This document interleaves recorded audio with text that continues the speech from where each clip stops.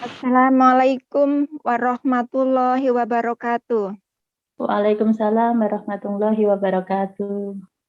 Alhamdulillahirabbil alamin. Wassalatu wassalamu ala asrofil anbiya'i wal mursalin wa ala alihi washabihi ajmain amma ba'du. Marilah bersama-sama kita panjatkan puji dan syukur kehadirat Allah Subhanahu wa taala atas nikmat iman dan Islam serta atas perkenannya hingga alhamdulillah pada hari ini kita semua dapat berkumpul di majelis PO Madrasah Perantau Online. Semoga rahmat dan salam tetap dilimpahkan kepada seorang nabi dan utusan yang paling mulia, yaitu Nabi besar Muhammad Shallallahu Alaihi Wasallam beserta keluarga dan para sahabatnya. Karena beliau yang kita nantikan syafaatnya di yaumil akhir nanti. Amin ya robbal alamin. Dan yang kami hormati Bapak Imam Baihaqi selaku General Manager Dompet Duafa Hong Kong. Dan yang kami hormati Ustadz Fauzan Akbar Daulay yang mengisi materi pada siang hari ini.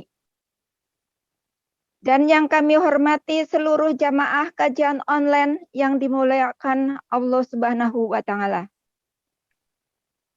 Adapun susunan acaranya sebagai berikut.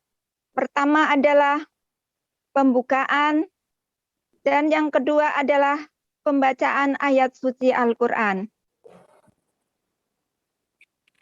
Dan yang ketiga adalah Maudah Hasanah oleh Ustadz Fauzan Akbar Daulay dengan tema pelebur seluruh kesalahan.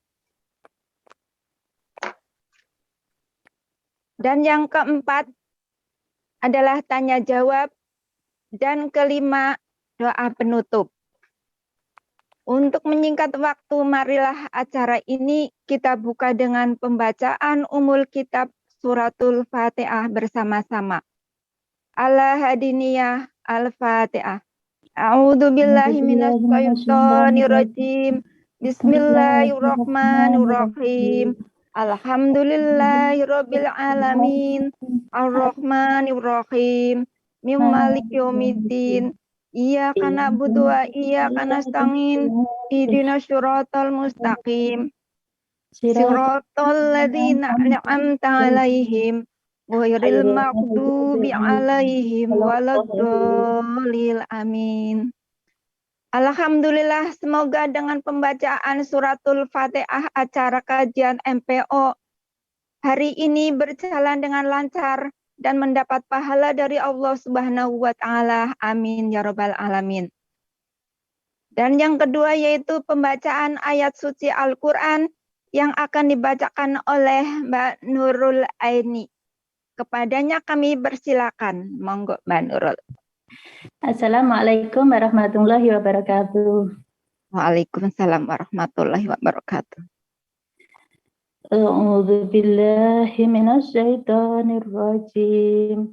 Bismillahirrahmanirrahim. Ya ayyuhalladzina amanu kunu qawamina bil qisti syuhada'a lillahi walau ala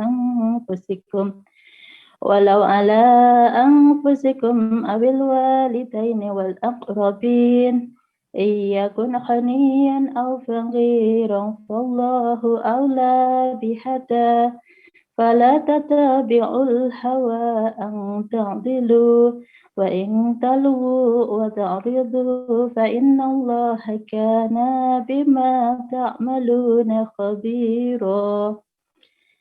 Ya ayyuhalladzina aminu billahi wa rasulihi wal kitabil ladzi nazzala ala rasulihi wal kitabil ladzi anzala min qabl wa man yaghfur billahi wa malaikatihi wa kutubihi wa rusulihi wal yawmil akhir واليوم الآخر فقد ضل ضلالا بعيدا إن الذين آمنوا ثم كفروا ثم آمنوا ثم كفروا ثم ازدادوا كفرا لم يكن الله ليغفر لهم ولا ليهديهم سبيلا بشر المنافقين بأن لهم عذابا أليما الذين يتخذون الكافرين أولياء من دون المؤمنين أيبتغون عندهم العزة فإن العزة لله جميعا وقد نزل عليكم في الكتاب أن إذا سمعتم آيات الله يغفر بها ويستهزأ بها فلا تعودوا معهم حتى يخوضوا في حديث غيره إنكم إذا مثلهم إن الله جامع المنافقين والكافرين في جهنم جميعا الذين يتربصون بكم فإن كان لكم فتح من الله قالوا ألم نكن معكم فإن كان للكافرين نصيب قالوا ألم نستحوذ عليكم قالوا ألم نستحوذ عليكم ونمنعكم من المؤمنين فالله يحكم بينكم يوم القيامة ولا يجعل الله للكافرين على المؤمنين سبيلا صدق الله العظيم wassalamualaikum warahmatullahi wabarakatuh. Alhamdulillahirabbil alamin. Semoga dengan bacaan ayat suci Al-Qur'an tadi dapat menjadi pahala bagi yang membaca dan yang mendengarkannya serta dapat menjadi penentram hati, syafaat dan cahaya buat kita semua di alam kubur dan di yaumul akhir nanti. Amin ya rabbal alamin. Teman-teman sekalian, acara ini juga disiarkan secara langsung melalui VB dan juga rekamannya akan diupload di YouTube DDHK News. Jangan lupa like fan baik VB, Dompet Duafa, Hongkong dan juga subscribe berlangganan YouTube DDHK News untuk mendapatkan update informasi bermanfaat dan juga kajian-kajian yang diselenggarakan DDHK. Selanjutnya acara yang ketiga yaitu pemberian materi yang akan disampaikan oleh Ustadz Fauzan Akbar Daulay dengan tema pelebur seluruh kesalahan. Kepada Ustadz Fauzan Akbar Daulay kami persilahkan. Monggo Pak Ustadz.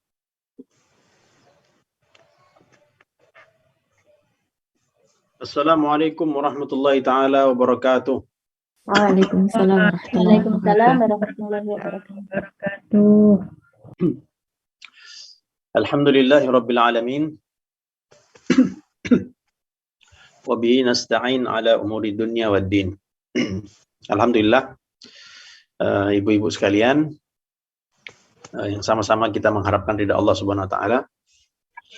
Bersyukur kepada Allah kita dihadirkan Allah dalam majelis yang mulia ini. Mudah-mudahan usaha kita, duduk kita, pengorbanan kita saat ini itu dilimpahkan oleh Allah Subhanahu wa taala.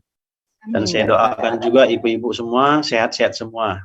Mudah-mudahan tidak terimbas daripada Omikron ini. Ya rabbal alamin. Amin ya Allah. Jaga-jaga kesehatan Bu ya. Mbak Dini, Mbak Soimah dimut dulu suaranya. Gimana Mbak? Dimut dulu itunya voice-nya Bu Soimah. Gimana Mbak dimut? Oh. Ya, ibu-ibu sekalian, ini mengenai amalan. Kajian kita adalah mengenai amalan untuk meleburkan seluruh kesalahan. Nah, kita sebagai manusia tidak ada yang tidak berdosa. Yang maksum hanya para nabi. Ada juga yang mereka itu maksum juga, tapi bukan jenis malaikat, bukan jenis manusia, tetapi adalah jenis malaikat. Kita lebih tinggi derajatnya daripada malaikat, lebih tinggi daripada derajatnya hewan. Malaikat itu tugasnya ada yang mereka hanya sujud saja. Malaikat ada yang tugasnya ruku saja. Nah, kita ini berbeda. Kita diberikan Allah Subhanahu wa taala keinginan-keinginan, hawa nafsu. Kita diberikan ada yang mengarah kepada yang positif, ada yang mengarah kepada yang negatif.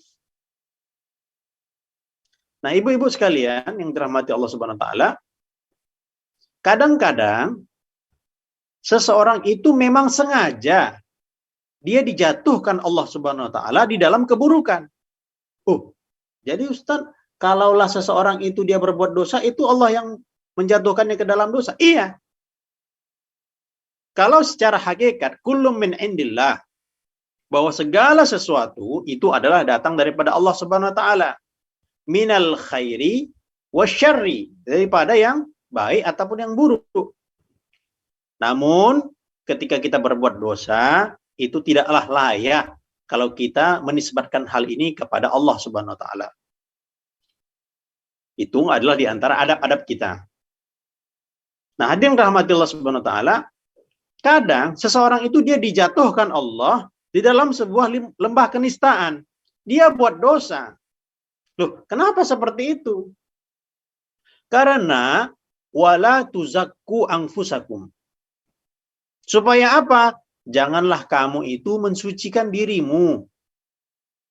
Kadang-kadang Bu, kita kalau berbuat amal, rajin pengajian, kayaknya kitalah yang paling solihah. Kalau kita puasa Senin Kamis, alhamdulillah istiqomah, saya puasa Senin Kamis. Kayaknya kita udah berada di awang-awang. Alhamdulillah saya tahajud nggak tinggal. Kayaknya kitalah yang paling solihah di muka bumi ini. Nah, hadirin rahmatillah subhanahu wa ta'ala, hal itu, sikap yang seperti itu tidak diinginkan Allah Subhanahu wa taala. Maka, supaya kita jangan menganggap diri kita suci, salah satunya adalah kita terjatuh. Baik disengaja ataupun tidak sengaja, kita jatuh dalam kemaksiatan. Sehingga kita ini merasa berdosa.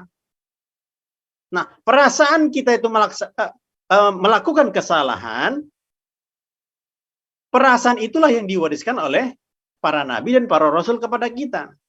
Coba ibu pikir, sama-sama kita berpikir bahwa Nabi Adam itu apa sih dosanya? Nabi Adam diturunkan dari surga ke atas muka bumi karena kesalahannya adalah makan buah yang dinamakan khuldi. Yang katanya adalah dinamakan buah khuldi. Apakah seperti itu? Tidak. Tetapi itu memang skenario Allah Subhanahu wa taala. Wala najid lahu azma. Dalam firman Allah Subhanahu wa taala, kami tidak menemukan keinginan buruk dalam hati Nabi Adam. Nabi Adam itu tidak ingin berbuat maksiat, tidak. Tetapi bagaimana tobatnya Nabi Adam? Nangis setiap hari. Rabbana ighfir lana dzunubana, ya Allah, ampunkanlah dosa kami. Nangisnya luar biasa Nabi Adam. Nabi Yunus alaihi salatu wassalam, la ilaha illa anta subhanak inni kuntu minadh dhalimin. Karena beliau enggak dakwah. Istilah katanya, beliau tidak lagi berdakwah kepada umatnya. Itu pada diri Nabi Yunus merasa bersalah betul. Sehingga beliau masuk dalam ikan nun, ikan paus. Rasulullah SAW, satu ketika ada orang yang dari kalangan bawah, kalangan rendahan, datang pada Nabi untuk diajari tentang agama. Tetapi Rasulullah SAW, beliau pada saat itu tidak memandangnya. Karena yang beliau harapkan untuk masuk Islam adalah tokoh-tokoh yang besar. Sehingga yang dirasa Rasulullah SAW adalah bermanfaat, lebih banyak manfaatnya adalah kaum-kaum yang kelas kakap, kelas tinggi. Maka beliau tidak mengindahkan, beliau mencuekkan. Beliau tidak memandang kepada yang rendah tersebut. Sehingga hal ini dilihat oleh Allah Subhanahu wa taala. Sehingga turun ayat abasa wa tawalla. Kenapa kok berpaling daripada yang rendah ini? Jangan berpaling. Hadirin rahmati Allah Subhanahu wa taala. Kalau kita pikir seperti itu, kalau sikap kita sekarang ini kan istilahnya tidaklah berdosa seperti itu. Tetapi para nabi, para rasul, mereka merasa berdosa. Sifat mereka apa? Merasa berdosa. Nah, sekarang ini banyak yang tidak merasa. Merasanya betul saja. Merasanya benar saja pendapatnya. Tidak begitu. Nah, hadirin rahmatillah subhanahu wa ta'ala, maka alhamdulillah kalau kita istiqomah sholat tahajud, alhamdulillah. Kalau kita puasa Senin Kamis, alhamdulillah. Kita istiqomah zikir, alhamdulillah. Istiqomah baca Quran, alhamdulillah. Namun tetap ada, mesti ada rasa, merasa bahwa kita itu berdosa. Takut-takut amalan saya tidak diterima oleh Allah Subhanahu wa taala. Nah, hadirin rahmati Allah, kalau sifat itu sudah masuk dalam hati kita, ini berarti dia adalah hamba yang terpilih. Nah, salah satu daripada amalan yang untuk menghapuskan dosa-dosa kita, baik dosa kita itu disengaja maupun tidak disengaja. Kalau disengaja memang keinginan hawa nafsu kita. Kadang kita pun tidak sengaja juga. Maksud kita A tapi difahami orang B, sehingga kadang menyakiti hatinya. Nah, itu pun kita meminta ampun daripada Allah Subhanahu wa taala. Hadirin rahmati Allah. Nah, amalan apakah untuk menghapuskan seluruh kesalahan? Baik dosa kecil ataupun dosa besar. Iya. Bukan hanya dosa kecil saja. Nah, di sini diriwayatkan. Nah, hadirin rahmati Allah Subhanahu wa taala. Ini sholat tasbih. Pembahasan kita adalah mengenai sholat tasbih. Tasbih itu banyak artinya. Tasbih bisa bermakna zikir, ingat. Tasbih bisa bermakna sholat. Apa makna sholat? Doa. Jadi ibu-ibu kan pingin supaya dimudahkan rezekinya misalnya. Sehingga sering diucapkan oleh para ulama kita, ustaz-ustaz kita, baca apa kalau kita mudahkan rezeki? Ya Razzaq, ya Razzaq. Ya Kafi, ya Ghaniyu, ya Fattahu, ya Razzaq. Itu kalaulah memang kita agar dimudahkan Allah Subhanahu wa taala rezeki kita, ada diijazahkan oleh guru-guru kami bahwa kalau kita mau dimudahkan rezeki kita. Rezeki apa nih Ustaz? Uang. Jadi uang saya jadi banyak dan saya jadi kaya langsung. Enggak, bukan begitu maksudnya. Rezeki itu hati kita lapang. Rezeki itu kesehatan kita ada. Suami kita alhamdulillah nggak macam-macam misalnya. Sehat semua anak-anak. Rezeki cukup. Apa yang dibaca? Ya Kafi, ya Ghani, ya Fattah, ya Razzaq. Ya Kafi, ya Allah yang zat yang mencukupkan. Ya Ghani, zat yang maha kaya. Ya Fattah, zat yang maha pembuka. Ya Razzaq, zat yang maha memberikan rezeki. Ya Kafi, ya Ghani, ya Fattah, ya Razzaq. Berapa kali Ustaz? 360 kali dalam satu hari. 360 kali. Kapan dibacanya? Terserah Anda. Habis subuh boleh, siang tengah hari boleh, malam tengah malam pun boleh, kapan saja boleh. Asal satu hari itu kita buat. Nah, hadirin rahmatillah subhanahu wa ta'ala, fadilah sholat tasbih. Apa fadilah sholat tasbih? Pelebur segala dosa. Jadi segalanya memang. Dan ini juga merupakan kekhususan khusus untuk umat Nabi Muhammad SAW. Umat dulu itu kalau tobat itu lain-lain. Zaman Bani Israel Nabi Musa itu kalau tobat itu tobatnya mesti bunuh diri. Kalau sekarang kan bunuh diri karena galau. Para viewersnya itu semuanya menjelekkan dia. Netizen menjelekkan dia. Mulut netizen lebih pedas daripada cabai. Itu sakit hati dia. Kemudian apa? Bunuh diri. Kenapa? Karena galau, pening, banyak masalah. Nah, dulu hal-hal seperti itu merupakan syarat tobat. Kalau mereka mau tobat betul-betul, maka bunuhlah diri mereka. Itu syariat zaman dulu. Karena Rasulullah SAW adalah khataman nabiyyin, beliau penyempurna syariat. Kalau dulu, boleh pernikahan bersaudara. Sebagaimana pada zaman Nabi Adam. Karena memang nggak ada manusia. Jadi pernikahan antar bersaudara itu boleh. Nah, syariat telah berubah, disempurnakan oleh Rasulullah SAW. Maka tidak ada lagi yang pernikahan bersaudara, dilarang. Nah, kekhususan seperti itu disempurnakan oleh Rasulullah SAW. Dan salah satunya adalah sholat tasbih ini khusus untuk umat Nabi Muhammad SAW. Hadirin rahmati Allah, ini juga bulannya Isra Mi'raj. Nabi SAW ketika Isra Mi'raj itu mendapatkan hadiah sholat. Jadi sholat itu bukanlah beban sebetulnya. Sholat itu hadiah. Berapa rakaat Ustaz? Sholat itu sebetulnya 50 rakaat.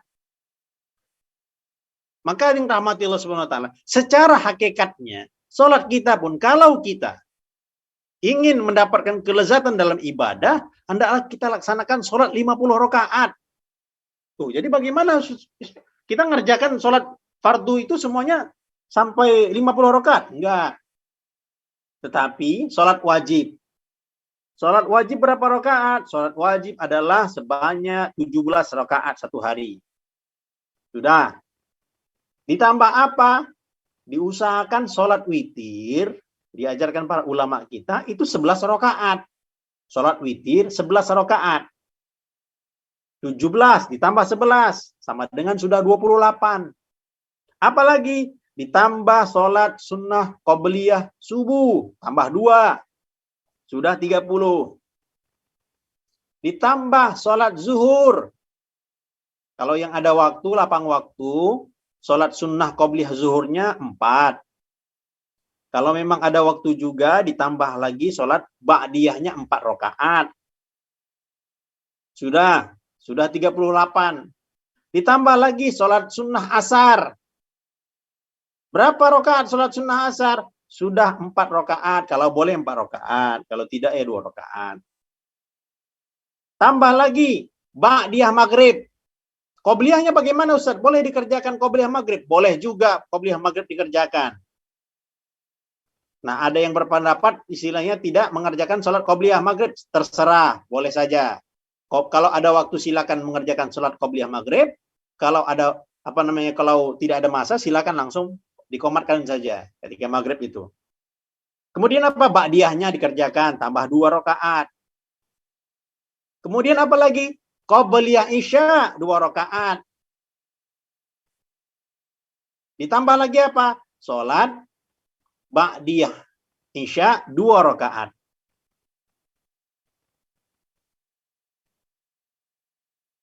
Sama dengan sudah 48. Apalagi paling tidak sholat tahajud 2 rakaat. Sudah berapa itu? Sudah 50. Ditambah nanti diusahakan paling sedikit sholat witir 1 rakaat. Jadi ada yang rahmat Allah Ta'ala, sesungguhnya kalau kita ingin mencapai kenikmatan dalam beribadah pada Allah Subhanahu wa taala, kita laksanakan seluruh daripada sholat-sholat sunnah yang diajarkan oleh Rasulullah SAW. Walaupun zahirnya kita mengerjakan 17 rakaat, tetapi diusahakan kalau boleh sampai pada 50 rakaat. Hadirin rahmatillah subhanahu wa ta'ala, ini orang-orang khusus. Ulama-ulama kita, salaf-salaf terdahulu dalam mereka melaksanakan sholat tasbih. Ini adalah Ibnu Mubarak, gurunya Imam Bukhari. Jadi Imam Bukhari itu kan sampai dijuluki kitab beliau itu, buku beliau yang beliau tulis, paling sahih buku setelah Al-Quran. Quran itu tidak ada yang meragukannya. Setelah itu apa buku yang paling top kelasnya? Itu adalah bukunya Imam Bukhari. Nah ini gurunya ini. Siapa? Imam Ibnul Mubarak. Beliau melaksanakan sholat tasbih. Nah, din rahmatullah subhanahu wa ta'ala juga Barang siapa, ini pesan-pesan daripada ahlullah zaman terdahulu. Termasuk Abdul Aziz bin Abi Rawat. Beliau mengatakan apa? Barang siapa yang ingin memasuki surga, hendaklah ia memegang teguh sholat tasbih. Paling-paling tidak kita ada melaksanakan sholat tasbih. Apalagi termasuk Abu Usman Hariri. Obat kalau kita berduka cita, hati itu tidak tenang saja. Meninggal misalnya ahli keluarga, teringat dengan orang tua yang telah meninggal, anak yang meninggal, ataupun masalah-masalah yang dihadapi. Nah, obat duka cita dan mengelakkan daripada penderitaan yang terus-menerus, maka hendaklah kita melaksanakan sholat tasbih. Hadirin rahmatullah subhanahu wa ta'ala, Sayyid Muhammad Al-Maliki. Siapa ini? Ini adalah gurunya ulama-ulama Nusantara kita. Beliau adalah orang Mekah, asli keturunan Rasulullah SAW, dan beliau sangat banyak juga kitab-kitabnya. Nah, beliau mengatakan bahwa dosa besar dapat diampuni juga dengan sholat tasbih ini. Kan dosa-dosa besar itu ada dosa besar, ada dosa kecil. Termasuk yang riba, termasuk pembunuhan, durhaka pada orang tua, itu kan termasuk dosa-dosa besar. Nah, dulu mungkin kita terbuat hal-hal yang seperti itu. Nah, sekarang alhamdulillah Allah berikan kita petunjuk. Maka kita taubat, salah satu caranya dengan sholat tasbih. Dosa kecil ataupun besar, itu mudah-mudahan diampuni Allah. Tapi ada syaratnya. Nah, beliau menggarisbawahi bahwa ampunan itu hendaklah tobat kita, hendaklah tobat yang betul-betul juga. Artinya apa tobat yang betul-betul? Kita istighfar, minta ampun pada Allah sebenar-benarnya, menyesal. Kan ada 3. 1, kita betul-betul minta ampun pada Allah. Yang kedua, menyesal betul. Dan kita tidak akan mengulangi hal tersebut. Maka dosa yang besar tadi, itu juga mampu dihapuskan oleh Allah Subhanahu Wa Ta'ala. Hadirin rahmati Allah Subhanahu Wa Ta'ala, ini saya bacakan hadisnya. Jadi hadisnya ini adalah riwayat daripada paman Nabi. Paman Nabi itu siapa namanya? Paman Nabi namanya Abbas. Kalau nama ayahnya Nabi adalah Abdullah. Salah satu pamannya adalah namanya Abbas bin Abdul Muttalib. Umur beliau memang tidak terlalu jauh dengan Rasulullah. Nah, beliau itu diberikan hadiah oleh Rasulullah. Jadi, satu ketika beliau datang, Abbas bin Abdul Muttalib, disabdakan Nabi Muhammad SAW, "Wahai pamanku, maukah engkau aku beri sesuatu?" Jadi nih Bu, kalaulah orang itu sayang kepada seseorang, dia kasih yang lebih. Sebagaimana kan Fatimah, anaknya Nabi, waktu meminta amalan kepada Rasulullah, meminta hamba sahaya, meminta dunia, mintanya hamba sahaya, mintanya budak untuk bantu-bantu di rumah. Tapi dikasih Nabi apa? Amalan. Karena Nabi ingin mengajarkan kepada keluarganya yang sangat disayanginya, beliau tidak mau memberikan harta, beliau tidak mau memberikan hanya dunia saja, tidak. Kalau memberi kepada keluarga itu yang lebih baik. Apa yang diberikan beliau? Amalan. Nah, paman beliau datang. "Wahai pamanku, maukah engkau aku berikan amalan? Yang mana jikalau engkau melaksanakannya, niscaya Allah mengampuni dosa-dosamu." Dosa-dosa yang kapan? Yang terdahulu maupun dosa yang akan datang. Apalagi dosa yang baru maupun dosa yang lama. Dosa yang baru pun hapus juga, yang lama pun hapus juga. Yang masa lalu dan masa datang. Baik disengaja maupun yang tidak disengaja. Dosa kecil maupun dosa besar. Wow, ini luar biasa amalannya. Siapa yang tidak mau? Maka beliau mengajarkan cara-cara sholat tasbih. Ini riwayatnya riwayat Abu Dawud. Maka rahmatullah subhanahu wa ta'ala, maka hukumnya dalam mazhab Syafi'i itu adalah sunnah hukumnya melaksanakan sholat tasbih. Jadi kalau ada orang yang memang istilahnya tidak sesuai dengan pendapat ini, silakan. Tetapi sebagian para ulama Syafi'iyah menyatakan itu adalah sunnah. Karena kita di Indonesia banyak mazhab Syafi'i, silakan untuk kita amalkan karena termasuk daripada kesunahan dalam agama. Dan ini banyak jalurnya. Hadisnya adalah riwayat Hasan, termasuk di dalamnya adalah Ibnu Hajar Al-Asqalani. Itu beliau termasuk yang meriwayatkan Hasan terhadap hadis ini. Nah, yang rahmat Allah SWT caranya. Caranya bagaimana sholat tasbih ini mengulang-ulang kaji. Mungkin di antara ibu-ibu pun sudah banyak yang melaksanakannya. Kita laksanakan 4 rakaat. Sholat tasbih itu 4 rakaat. Apa yang dibaca? Kita baca 15 kali sebelum ruku. Apa niatnya Ustadz? Sengaja aku sholat tasbih 4 rakaat lillahi ta'ala. Atau yang untuk mengajarkan 2-2, sengaja saya melaksanakan sholat tasbih 2 rakaat lillahi ta'ala. 2 selesai, baru tambah lagi 2. Allahu Akbar. Dah. Alhamdulillah, bismillahirrahmanirrahim, Al-Fatihah, kemudian surat. Baru kita baca tasbihnya 15 kali. Subhanallah, walhamdulillah, wa la ilaha illallah, wallahu akbar. Ini dalam ketika selesai daripada bacaan tadi. Setelah Al-Fatihah, setelah Qul huwallah, ayat istiqomah, setelah itu baru kita baca Subhanallah, alhamdulillah, wa la ilaha illallah, wallahu akbar. 15 kali. Itu saja diingat. Yang pertama adalah 15 kali. Kemudian apa? Ruku 10 kali.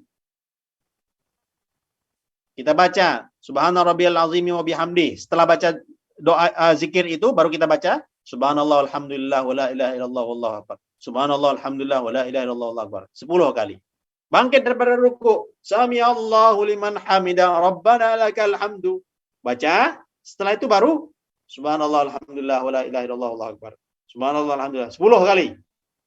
Dihitung Bu, pakai jari aja yang ngitungnya. 1, 2, 3, 4, 5, 6. Ini kalau semua 15. Kalau satu jari ini kan kita sholat. Nah, tangan kita begini. Itu kita hitung. Tuh 2, 3, 4, 5, 6, 15. Ini udah 15. Kan 3 ruas jari, 3 ruas jari, 3 kali 5, 15. 1, 2, 3, 4, 5, 6, 7, 8, 9, 10. Nanti berhenti di sini. Berhenti di ujung, apa namanya, jari manis. Ya. 10 ketika i'tidal. Kemudian apa? Sujud pertama. Allahu Akbar, sujud 10 kali.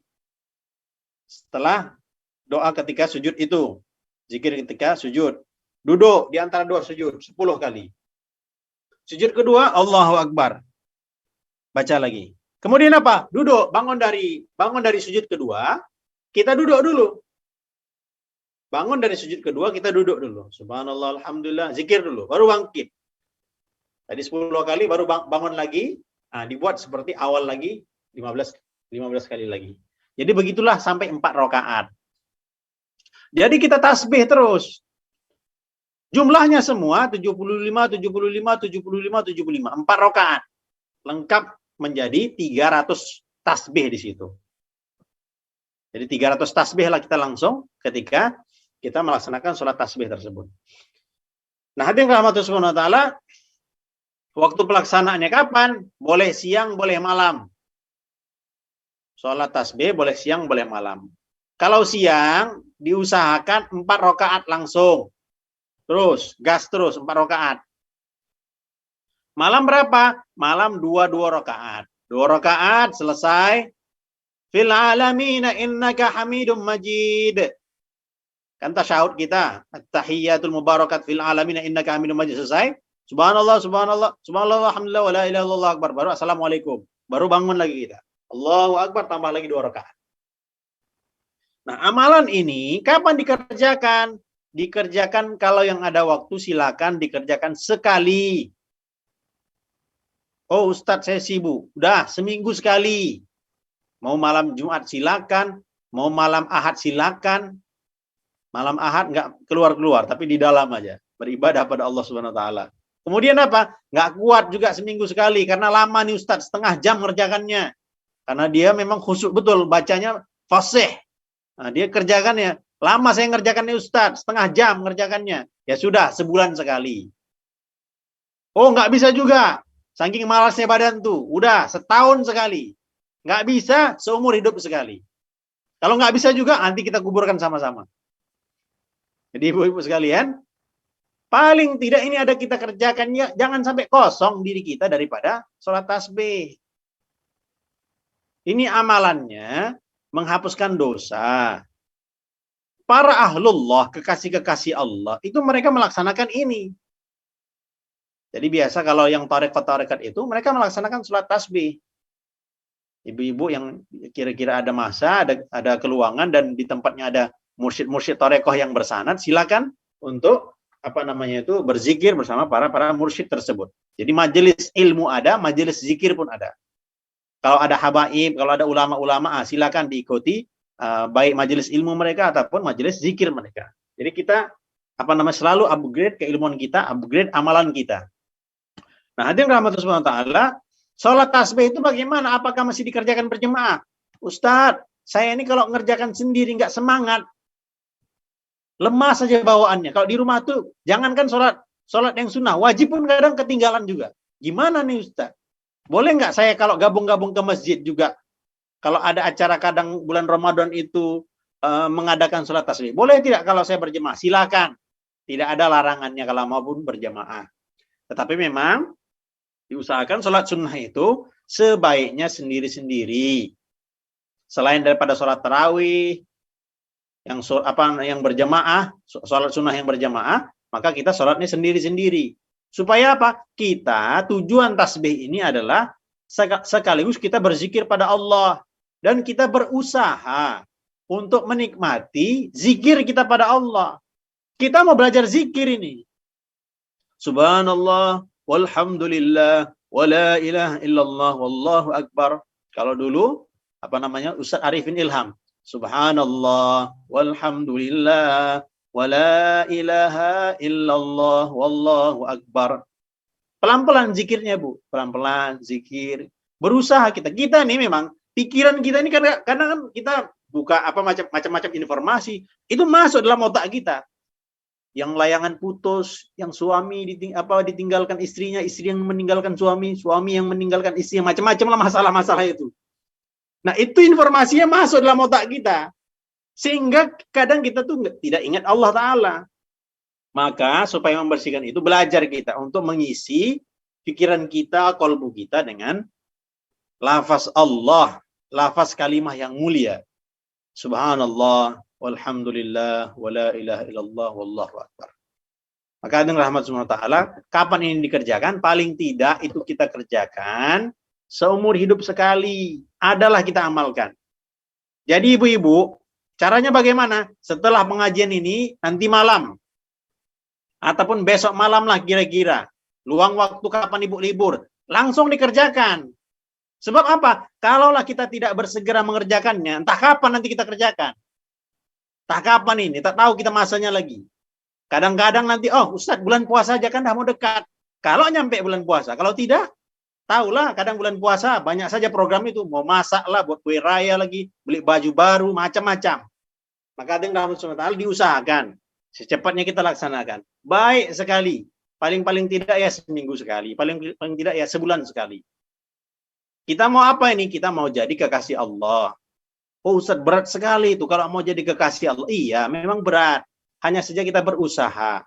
Agar Allah tuh melihat kita, memandang kita. Dan Allah Subhanahu Wa Ta'ala itu istilahnya kita dihargai oleh Allah Subhanahu Wa Ta'ala. Kita tuh ada nilai di sisi Allah. Sehingga apa? Kalau kita tuh sudah ada nilai di sisi Allah, Allah pun akan memasukkan kita ke dalam surga. Kita tidak akan dicueki. Gimana sih kalau kita dicueki oleh orang yang kita sayangi? Kita dicueki oleh orang yang kita sayangi.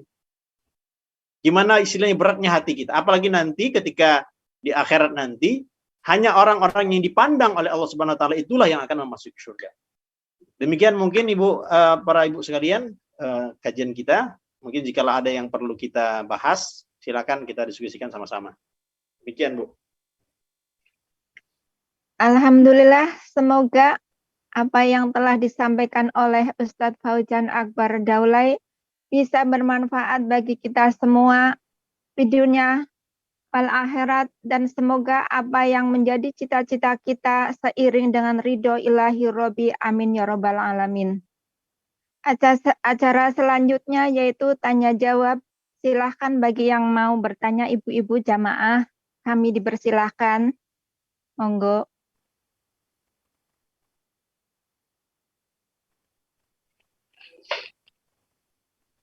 Assalamualaikum Assalamualaikum Pak Ustadz. Waalaikumsalam warahmatullahi wabarakatuh. Mau tanya, ada sebagian orang yang mengatakan dalil sholat sunat tasbih itu tidak kuat karena hadisnya daif. Iya. Benarkah demikian? Kak, itu daif itu artinya apa ya Pak Ustadz? Hadisnya daif itu.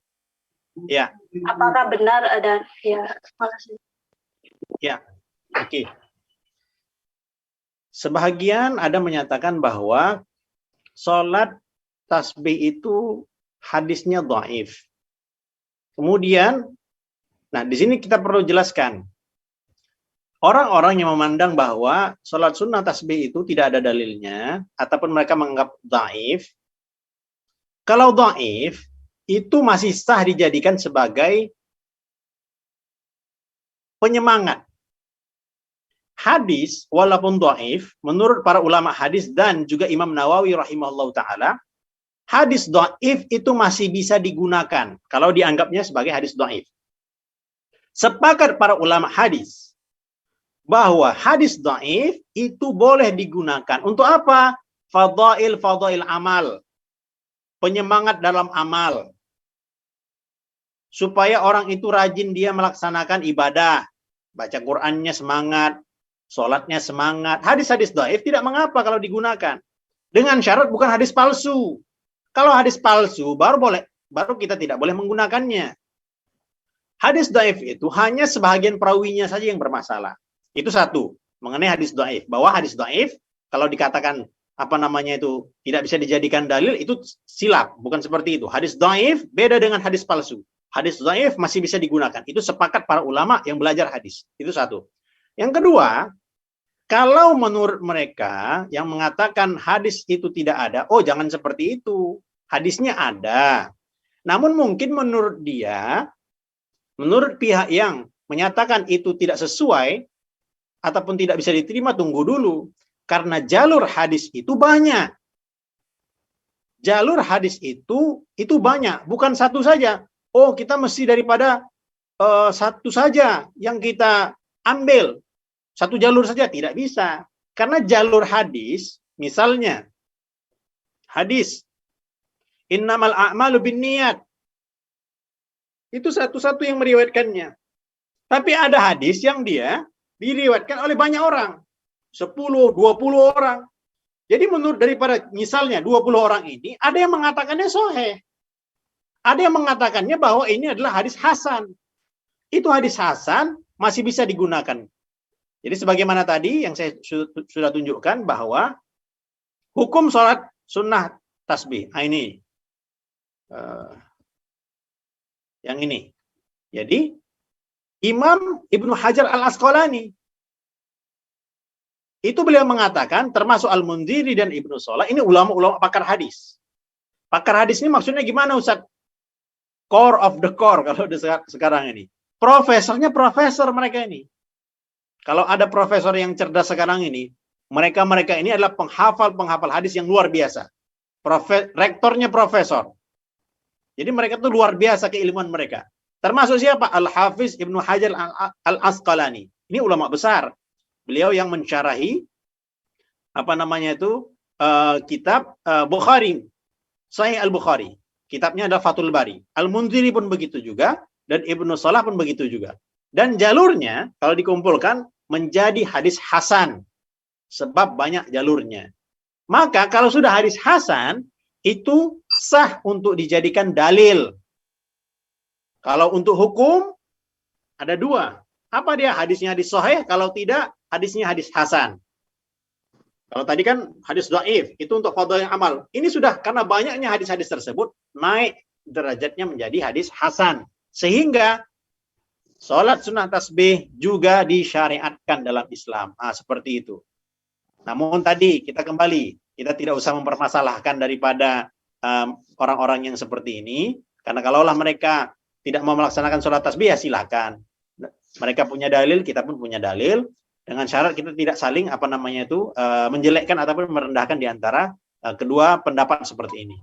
Seperti itu, Bu.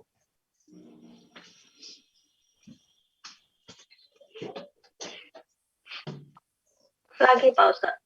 Oh iya, boleh. Semangat, Bu. Itu Assalamualaikum tadi kan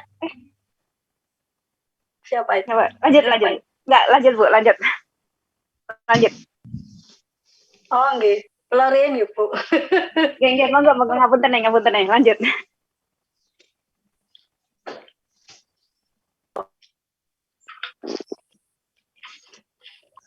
Halo Pak Ustadz, satu lagi. Nggih. Sholat tasbih kan katanya pelebur dosa ya, itu dan sholat taubat kan juga ya. Jadi pertanyaan saya, kedudukan sholat taubat dan sholat tasbih itu gimana ya Pak Ustadz? Ya. Cara membedakan dan cara gimana ya? Ya maksudnya untuk pelebur dosanya gitu loh.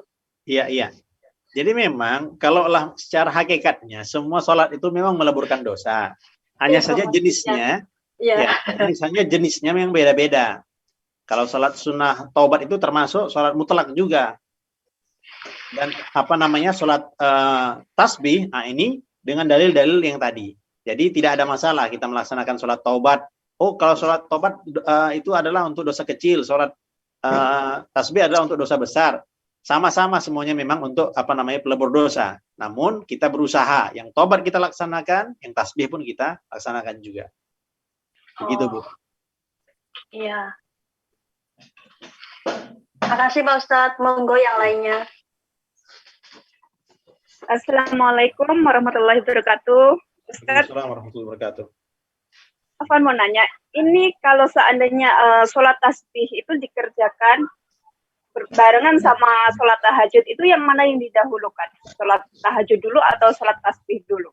Oke. Sholat tahajud itu adalah sholat yang dikerjakan setelah bangun tidur. Sholat tahajud adalah sholat yang dikerjakan setelah bangun tidur. Jadi kalau ada orang yang tidak bangun tidur, dia bangun melek saja malam, kemudian dia melaksanakan sholat sunat. Itu bukan sholat tahajud, namun sholat malam namanya. Nah kemudian, kalau saya mau melaksanakan sholat tahajud dan sholat tasbih, mana yang mesti didahulukan?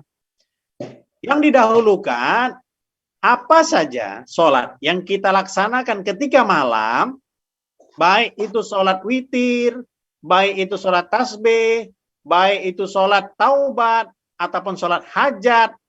Kalau itu kita kerjakan pada waktu setelah kita bangun tidur, itu dinamakan sholat tahajud. Saya ulangi sekali lagi. Kalau kita bangun tidur, bangunnya jam 4 misalnya ataupun jam 5, sebelum subuh, kita laksanakan sholat.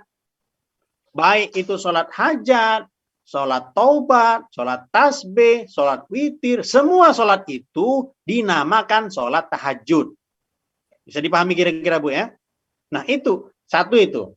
Oh, berarti semuanya itu termasuk sholat tahajud? Iya. Namun, bagi kita, kalau kita mau melaksanakan sholat yang tasbih tadi, kan sholat tasbih cukup panjang, maka sebaiknya kita sholat dulu 2 rakaat.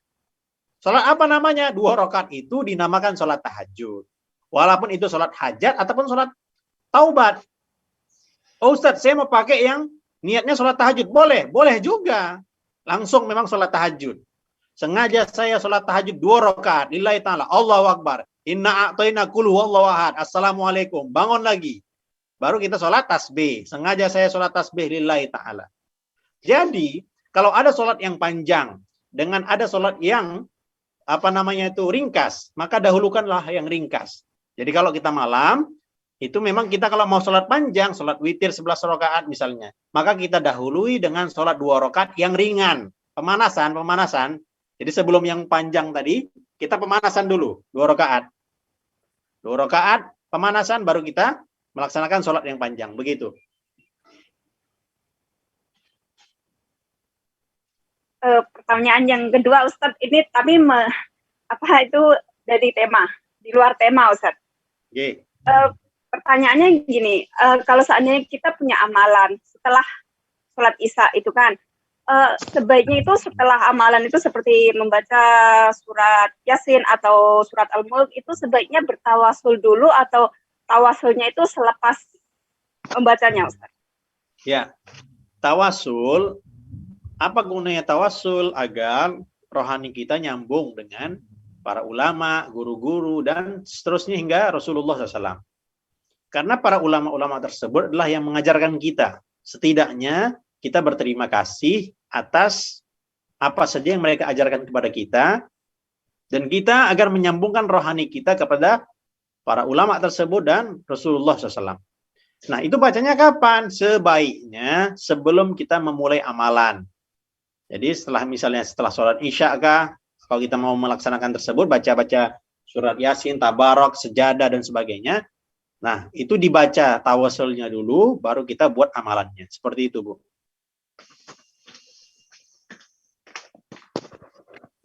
Assalamualaikum Ustadz. Ya, waalaikumsalam warahmatullahi wabarakatuh. Izin bertanya Ustadz, saya Nur Halimah. Oke. Mau bertanya ini terkait amalan-amalan. Saya dari SD sampai sekarang masih menjalankan amalan yang diperintah atau dikasih nasihat oleh guru saya. Nah, kalau amalan itu tidak saya laksanakan, itu kayak merasa nggak tenang tiap hari itu. Terus kayak kayak punya utang gitu. Apakah perasaan itu, ya ini baca Quran amalan setiap subuh Ustadz. Dan kalau saya tidak melakukan itu, siangnya itu kayak resah, gelisah, terus kayak model kayak nggak karuan gitu. Apakah itu dari setan Ustadz atau bagaimana? Terima kasih. Assalamualaikum warahmatullahi wabarakatuh. Amalan yang biasa kita buat, yang istiqomah, jadi ibu-ibu kalaulah misalnya ingin agar amalan itu melekat dalam hati kita, ingin melekat dalam istilahnya jasad kita, berapa lama diamalkan? Kalau misalnya ingin supaya kita zikirnya istiqomah, kapan dibuat? Setelah subuh. Setelah subuh zikirnya apa? Subhanallah, alhamdulillah, wala ilaha illallah, wallahu akbar, 100, salawat 100, istighfar 100. Itu kita istiqomah dan mau kita buat hingga akhir hayat kita. Berapa lama latihannya itu? Latihannya 40 hari. Ibu yang mau istiqomah sholat tahajud supaya mendarah daging amalan itu sampai kita wafat. Ingin sholat tahajud istiqomah, digolongkan maqam mahmudah, dapat derajat yang tinggi di sisi Allah. Berapa lama latihannya? 40 hari. Nah, kita alhamdulillah terbiasa melaksanakan sholat 5 waktu. Nah, orang yang sudah melaksanakan terbiasa dengan amalan-amalan tadi, sholat 5 waktu, tahajud, zikir pagi petang, itu kalau meninggalkannya tertinggal ataupun memang karena keperluan yang mendesak, sibuk, itu hati kita nggak enak. Itu apakah dari setan? Tidak. Itu adalah memang faktor kebiasaan. Faktor memang secara psikologis kita dengan amalan-amalan yang sudah istiqomah. Nah, maka setiap amalan itu hendaklah kita buat seperti itu. Kita mau istiqomah sholat tahajud, buat 40 hari. Sampai mendarah daging. Sampai kalau tertinggal tuh merasa tidak enak. Nah, amalan-amalan yang seperti itulah, yang istiqomah hingga akhir hayat, itulah yang akan menjadi benteng kita. Ayat kursi dibaca, istiqomah dibacanya. Dari dulu hingga sekarang. Itu ada energinya. Itu ada tenaganya. Itu ada powernya. Maka semakin banyak amalan yang kita buat istiqomah ketika beramal, itu luar biasa sebagai perlindungan untuk kita. Nah, minta maaf, jikalau ada yang istilahnya kemasukan, biasanya kadang energinya kurang kuat. Kalah dengan Om Jin. Om Jinnya lebih kuat amalannya. Sehingga kita kalah. Nah, maka hadirin rahmati Allah, sama-sama kita berusaha untuk menjaga amalan-amalan kita. Sehingga mendarah daging.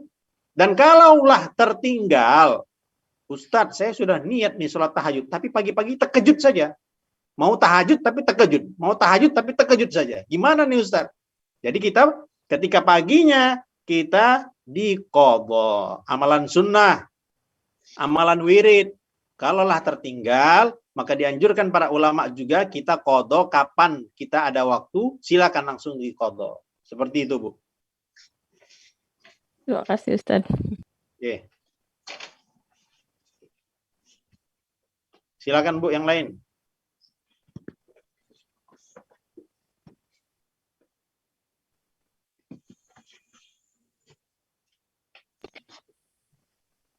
Ustaz, satu lagi boleh? Oke.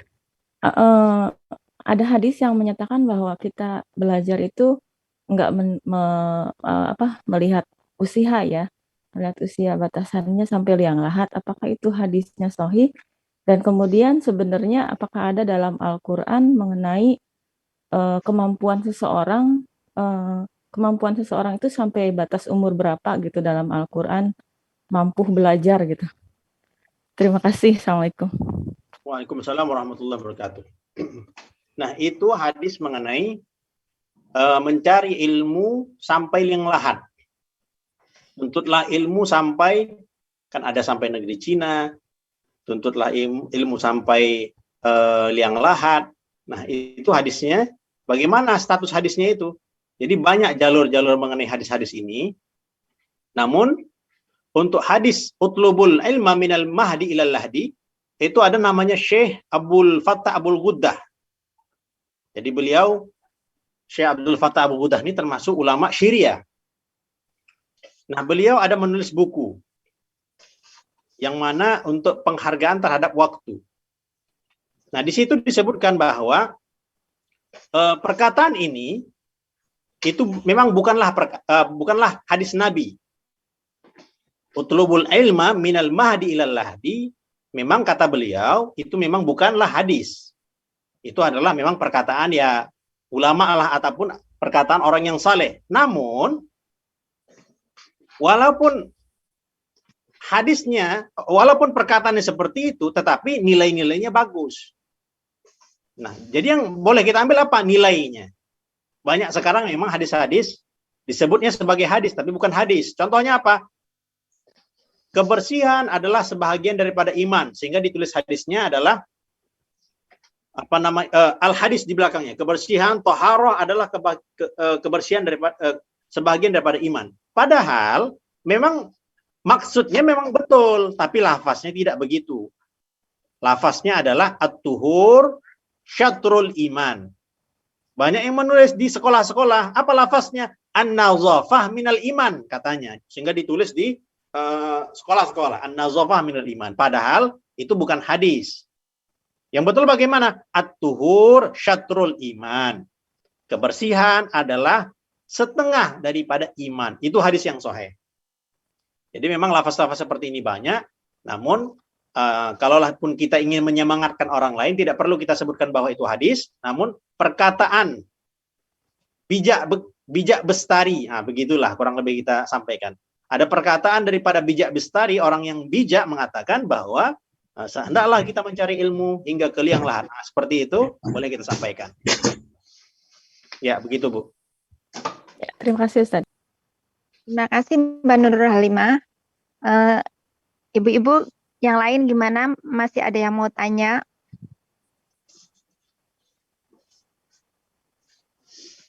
Masih ada waktu. Saya mau bertanya, Bu. Masih ada waktu, Bu. Ya, terima Mbak kasih. Nurul. Silakan. Ustaz, saya mau bertanya ini karena pertanyaan dari teman dan dia sekarang sedang menyaksikan di Facebook, di online karena tidak ikut Zoom. Begini Ustaz, karena sebentar lagi kan kita mengerjakan ibadah puasa dan pada umumnya kami itu majelis yang berada di Cimsaco itu karena masjidnya itu mayoritas orang Pakistan, jadi kalau sholat Idul Fitri itu dipenuhin oleh orang Pakistan. Nah, pertanyaan saya setiap kali kita itu melaksanakan sholat Idul Fitri itu biasanya di samping masjid dan imamnya itu guru kita sendiri, guru Al-Quran. Apakah, pertanyaan saya, apakah itu diperbolehkan? Karena kan menurut kami juga itu sholat sunnah gitu. Kalau imamnya itu perempuan. Terima kasih Ustaz. Ya. Sholat Idul Fitri imamnya perempuan. Boleh Mbak tidak? Sholat sunnah diimami oleh perempuan. Boleh tidak? Sholat sunnah, kalaulah diimami oleh perempuan pun boleh juga. Tapi memang tempatnya kan tidak seperti laki-laki. Ya, tempatnya tidak seperti laki-laki. Tetapi memang lebih baiklah khotib itu adalah laki-laki, seperti itu. Jadi sholatnya silakan kalau memang mau dibuat. Bahkan kalaupun tidak ada orang, misalnya memang kalau ada larangan-larangan nanti mungkin tambah kuat dan sehingga tidak boleh berkumpul, silakan ibu-ibu melaksanakan sholat Idul Fitrinya sendiri-sendiri nanti di rumah. Kalau mau khutbah ya silakan khutbah sendiri. Kalau mau sholat ya jadikan diri masing-masing sebagai imam. Kalau memang ada orang yang mungkin bisa bergabung, mungkin ada 2 orang mungkin yang temannya di rumah yang muslim, silakan sholat bersama-sama. Jadi tidak ada masalah kalau mau sholat berimam ketika sholat Idul Fitri. Begitu, Bu. Ya, terima kasih Ustadz karena beliaunya Terima juga kasih. melihat di Facebook. Terima kasih Ya. Bu Soimah. Terima kasih Mbak Nurul. Ibu-ibu, gimana yang lain? Masih ada yang mau tanya? Masih ada waktu? Ada. Assalamualaikum. Waalaikumsalam warahmatullahi wabarakatuh. Bu Rini, monggo silakan. Jadi Ustadz izin bertanya, saya Bu Rini dari Taipo. Yeah. Gini Ustadz, maaf, tapi ini keluar dari tema. Yeah. Saya pernah dengar kata Pak Yai, katanya kalau kita memperbanyak mendawamkan surat Al-Ikhlas, itu ada kodamnya. Yang namanya kodam itu apa Ustadz? Mohon penjelasannya. Yeah. Assalamualaikum. Wassalamualaikum warahmatullahi. Nah, ini yang perlu kita luruskan, Bu, ya. Memang setiap kita baca Quran, setiap kita zikir, itu akan terhasilkan energi-energi positif. Dan setiap Al-Quran, ayat Al-Quran itu ada penjaganya. Contoh, ayat Amma yujibul muttarra idza da'ahu wa yakshifus su'. Satu ketika ada seseorang, dia ingin pergi ke kota. Jadi zaman-zaman dulu. Dan dia dihadang oleh seseorang yang ingin menumpang keretanya. Jadi kan dia bawa kereta begitu, kereta zaman-zaman dulu bawa kuda lah seperti itu. Ada orang yang menumpang, sama-sama mau ke kota. Sudah? Nah, ketika di tengah-tengah perjalanan, ada 2 jalan, kanan dengan kiri. Kalau yang kanan, jalan yang sudah biasa dilalui oleh penunggang tadi, drivernya tadi. Kalau yang kiri, belum pernah dia lewat situ. Tapi kata penumpang yang baru tadi naik, udah lewat sini aja, saya udah biasa lewat sini. Kita lewat sini aja, lebih cepat jalannya. Akhirnya apa? Dilewatilah jalan yang kiri tadi. Ketika di tengah perjalanan itu, tiba-tiba penumpang tadi, dia menodongkan senjata. Ternyata dia merampok barang-barangnya si penunggang tadi, driver tadi. Maka ketika dia disuruh turun, sudahlah kamu ambil saja semua harta saya. Tidak, kamu akan saya bunuh juga. Memang mau dibunuh. Wahai Tuhan, izinkanlah saya sholat 2 rakaat.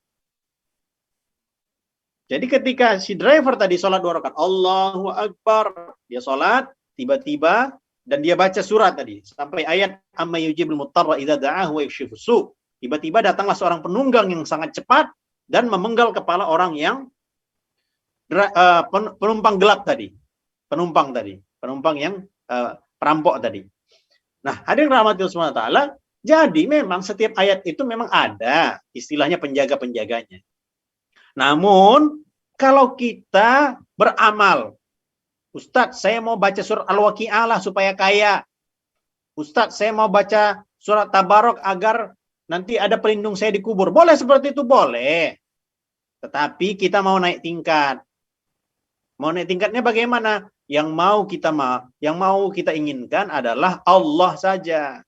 Saya baca Quran, baca Qul huwallah ini lillahi ta'ala. Aku mau Allah. Saya baca Waqi'ah, aku mau Allah. Aku ingin lebih dekat dengan Allah. Kita jadi orang istimewa, Pak Gubernur. Jadi orang istimewa terhadap seorang raja. Kapan aja kita mau, kita boleh datang. Kalau orang lain, jangankan malam hari, pagi pun kadang nggak diterima dia. Karena kita nggak kenal dengan sang tuan raja. Tapi karena kita koncoplek, kawan akrab, kapan aja boleh datang. Tengah malam pun oke-oke aja. Kenapa? Teman baik, akrab. My friend. Sehingga apa? Kalau kita dekat dengan Allah, apa saja yang mau kita inginkan, tentulah dituruti oleh Allah Subhanahu wa taala. Maka hadirin rahmati Allah, bolehkah kita baca Qul huwallahu banyak-banyak? Boleh. Tetapi kita mau masukkan dalam niat kita, ya Allah, bantu aku untuk lebih dekat dengan Engkau. Bantu aku untuk lebih mengenal Engkau, wahai Allah. Kalau kita kenal dengan Allah, Allah itu besar dalam kolbu kita, yang lainnya akan nampak kecil. Sehingga masalah-masalah yang zahirnya besar di mata orang akan nampak kecil di mata kita. Karena kita bersama dengan Allah. Maka hadirin rahmati Allah, ini kita masukkan dalam niat ketika kita beramal. Ya Allah, bantu aku mengenalmu. Bantu agar nama engkau lebih besar daripada yang lainnya, ya Allah. Nah, seperti itu, Bu, kurang lebih.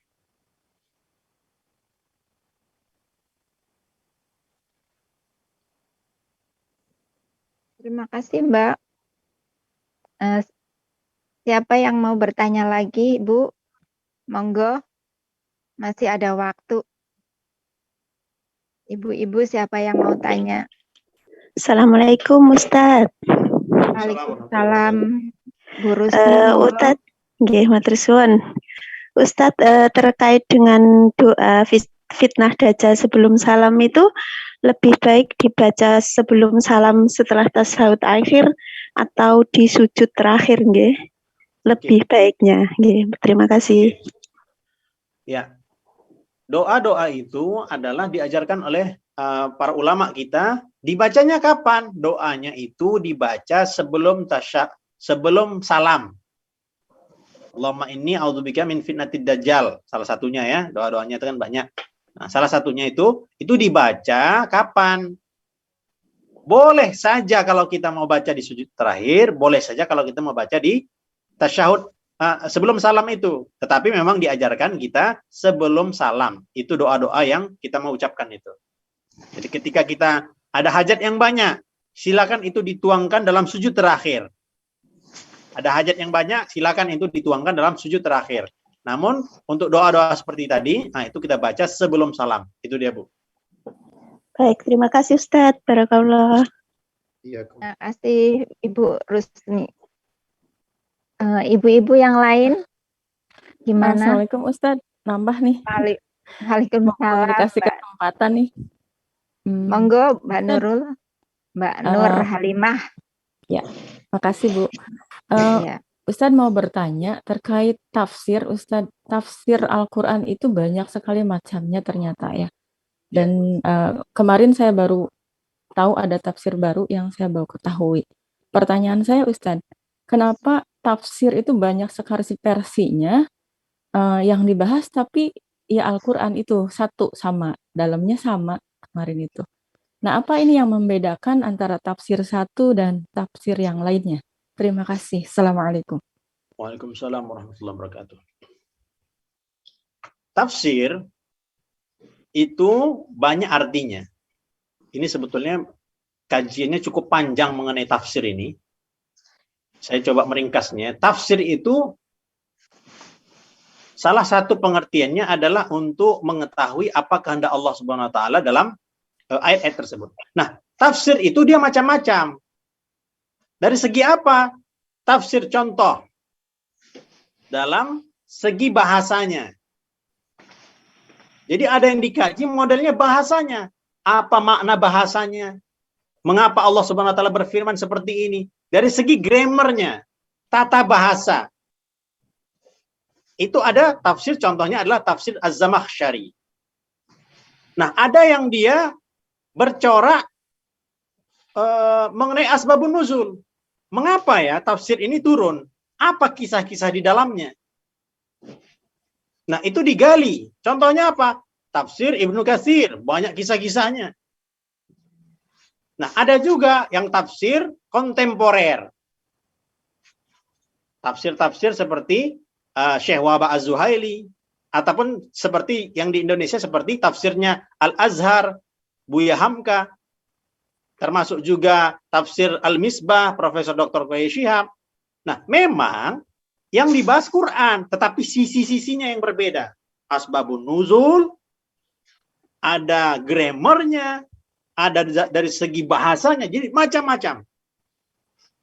Nah, itulah yang memperkaya umat Islam. Nah, hal-hal yang seperti ini, itu merupakan kekayaan dalam Islam, yang tidak dimiliki oleh yang lainnya.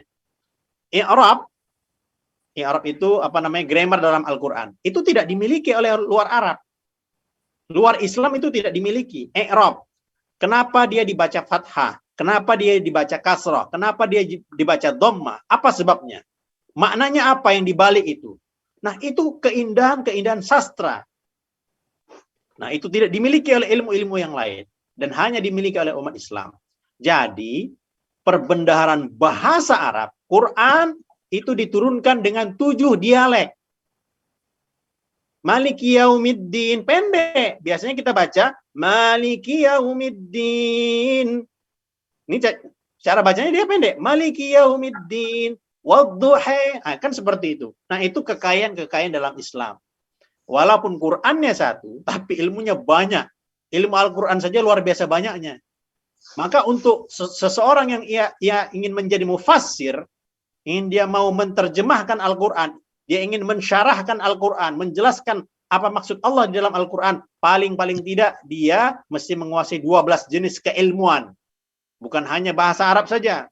Ini kadang ada orang yang dia baru belajar bahasa Arab, udah langsung ingin menerjemahkan Al-Quran, tak bisa. Banyak keahlian. Sekarang ini banyak hafiz-hafiz Al-Quran, alhamdulillah. Tetapi hafiz Al-Quran baru tangga pertama untuk belajar memahami Al-Quran. Masih banyak lagi tingkatan-tingkatan yang mesti dipelajari sehingga mufassir itu tercapaikan. Ulama tafsir sendiri di negara kita Indonesia itu masih langka. Ulama tafsir masih langka. Sedangkan hafiz-hafiz Al-Quran itu banyak. Sudah banyak. Nah, maka kita berusaha juga. Bukan hanya tahfiz saja yang kita support, tapi memang pondok-pondok pesantren yang mengkaji tentang makna-makna Al-Quran pun kita support juga. Seperti itu, Bu. Masya Allah, syukran. Terima kasih Mbak Nur Halimah. Ibu-ibu yang mau tanya lagi siapa, Bu? Monggo, masih ada waktu. Silahkan, Bu.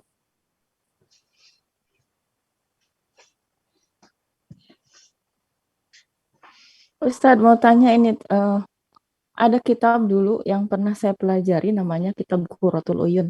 Apakah kitab tersebut memang sunnah Rasul, Ustadz, atau hanya karya?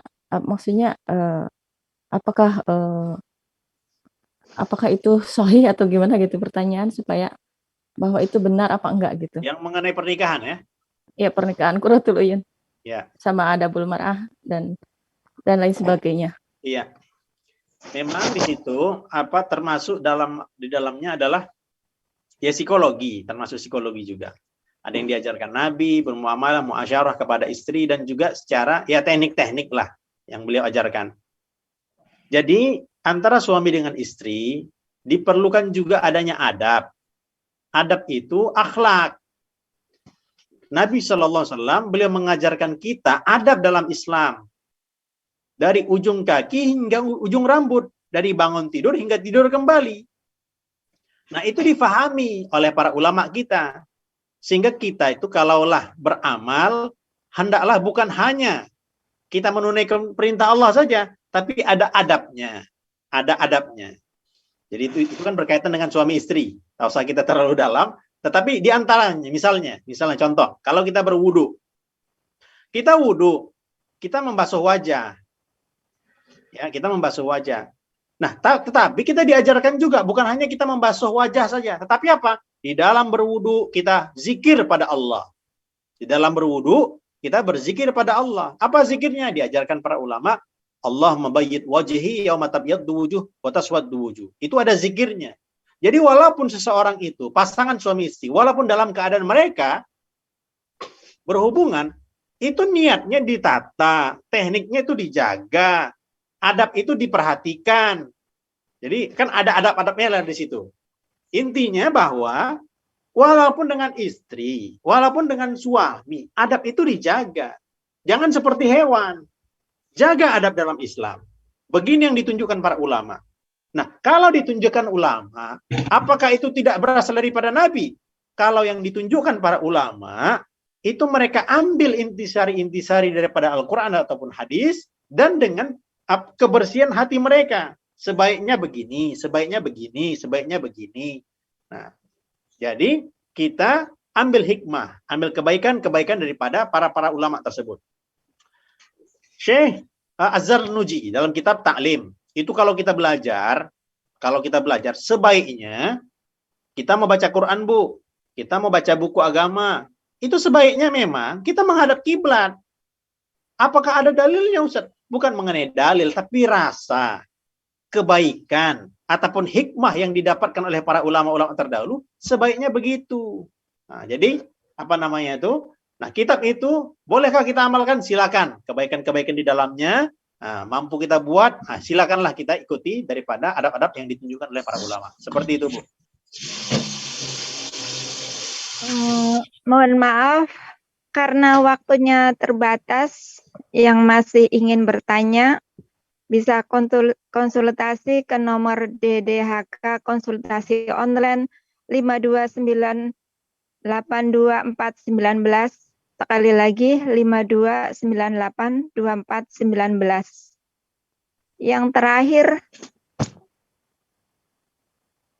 kepada Ustadz Fauzan Akbar Daulay, kami persilakan untuk memimpin doa. Bismillahirrahmanirrahim. Alhamdulillahirabbil alamin. Wassalatu wassalamu ala asyrafil anbiya'i wal mursalin wa ala alihi wa sahbihi ajma'in. Amin. Allahumma aftah lana futuhal arifin, alhimna ilhamal malaikatil muqarrabin warzuqna fahmal anbiya'il mursalin. Ya Allah, ampunkanlah dosa-dosa kami ya Allah, dosa kedua orang tua kami ya Allah, dosa keluarga kami ya Allah, teman-teman kami ya Allah. Ya Allah, bantulah kami untuk kembali kepada Engkau ya Allah. Bantulah kami untuk lebih mengenal-Mu wahai Allah. Bantulah kami untuk istiqamah dalam berzikir ya Allah. Bantulah kami Allah untuk melaksanakan salat tasbih ya Allah. Bantulah kami untuk melaksanakan salat tasbih ya Allah. Ya Allah, dengan berkah daripada bulan Rajab ini ya Allah, sampaikanlah kami kepada bulan Ramadan ya Allah. Ya Allah, ya Aziz, ya Ghaffar, ya Hayy, ya Qayyum. Bantulah kami ya Allah, bantulah kami ya Allah. Selesaikanlah masalah-masalah kami ya Allah. Berikanlah kami kesehatan dan keselamatan ya Allah. Rabbana la tu'akhidna in nasina aw akhtana. Rabbana wa la tahmil alaina isran kama hamaltahu 'alal ladzina min qablina. Rabbana wa la tuhammilna ma la taqata lana bihi wa'fu 'anna waghfir lana warhamna anta maulana fansurna 'alal qawmil kafirin. Rabbana atina fid dunya hasanah wa fil akhirati hasanah wa qina adzaban nar. Subhana rabbika rabbil 'izzati 'amma yasifun wa salamun 'alal mursalin walhamdulillahi rabbil alamin. Amin. Ya Ibu-ibu yang dirahmati Allah, minta maaf jika ada kesalahan. Saya mohon izin dan mohon ampun daripada Allah Subhanahu wa taala. Assalamualaikum warahmatullahi taala wabarakatuh. Waalaikumsalam warahmatullahi wabarakatuh. Alhamdulillahirabbil alamin. Pengajian siang hari ini telah usai. Saya selaku pembawa acara mohon maaf apabila ada kesalahan dan kekurangan dalam pengucapan dan penyampaiannya. Terima kasih atas segala perhatian. Marilah kita tutup kajian sore ini dengan bacaan doa kafaratul majelis. Subhanakallahumma wa bihamdika asyhadu an la ilaha anta astaghfiruka wa atubu ilaik. Wabillahi taufiq wal hidayah. Wassalamualaikum warahmatullahi wabarakatuh.